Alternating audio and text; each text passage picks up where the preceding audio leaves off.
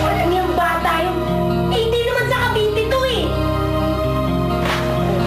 Oh, magbihis ka. At pupuntahan natin tong hinayupak na anak ko to. Halika na, bihis ka na. Oo, ngayon na, halika na. Sorry na iwan kita kanina. Takot kasi ako dun sa taong grasa. Paano kung siya nga yung aswang, di ba? Okay lang yun. Takot din naman ako sa mga aswang-aswang na yan. Pero, alam mo, nagulat ako dun sa sinabi nung taong grasa na yan. Sinabi niya sa akin, na dito ko daw makikita ang hinahanap ko. Ano mang hinahanap mo? Alam mo, hindi din ako sigurado eh. Pero ang alam ko, para bang may kailangan akong kakaibang gawin sa buhay ko. Kagaya ng tatay ko. Bago siya namatay, madami siyang natulungan na tao. Siguro, kapag magawa ko yun, saka ako maging masaya. Pareho pala tayong nararamdaman eh. Magkaiba nga lang ng sitwasyon. Ikaw gusto mo maging katulad ng tatay mo. Ako, ayoko maging katulad ng tatay ko. Gusto ko magkaroon ng sariling buhay. Naiintindihan kita, Laura. Alam mo, parang sinasadyang magkakilala tayong dalawa dito sa isla na to. Ano yung destiny? Baduy mo ah. Ang ibig kong sabihin, magkaiba tayong tao. Pero, parehas tayo ng pinagdadaanan. Alam mo, buti na lang magkasama tayong dalawa ngayon.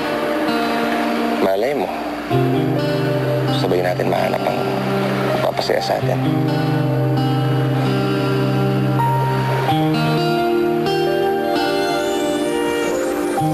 Pepe? Sige, matutulog na ako ah. Kita lang tayo bukas.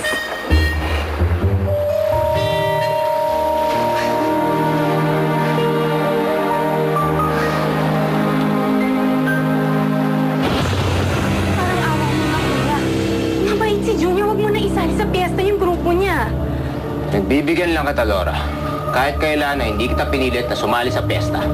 Kaya huwag kang makialam. Hindi naman natin kailangan gawin yung piyesta, kuya eh. Pwede naman na hindi kumain ng tao uli natin. Wala kang karapatang sabihin yan.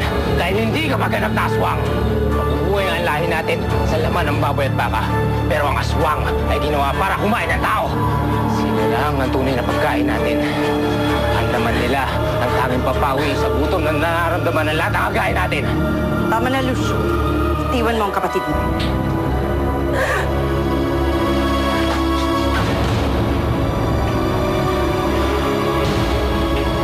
May respeto ko po kayo, Nay.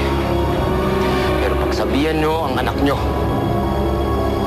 sa makialam sa mga tao, hindi na ako makapagpigil.